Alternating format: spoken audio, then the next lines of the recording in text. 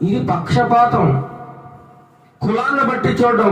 కొంతమంది తక్కువ కులస్తులను చాలా హేళనగా చూడడం, అవమానకరంగా చూడడం, గేలి చేసి చూడడం, హీనంగా చూడడం, విలువ లేని వారుగా చూడడం. ఏమండి, అదే అగ్రవర్ణాల వారిని వాళ్ళు ఏదో గొప్పవాళ్ళు అన్నట్టు, వాళ్ళు ఏదో ఆకాశంలోంచి ఊడిపడ్డారన్నట్టు వాళ్ళని ఏం చేస్తారట, బాగా గౌరవించేస్తూ ఉంటారు. మన దేశంలో, మన రాష్ట్రాల్లో కూడా కులపిచ్చి అనేది చాలా ఎక్కువగా ఉన్నారు. కులపిచ్చి అదొక భయంకరమైన రోగం. అది క్యాన్సర్ కంటే ప్రమాదం ఉంటుంది కులపిచ్చి. దేవుడు మానవులందరినీ సమానంగా సృష్టించాడు.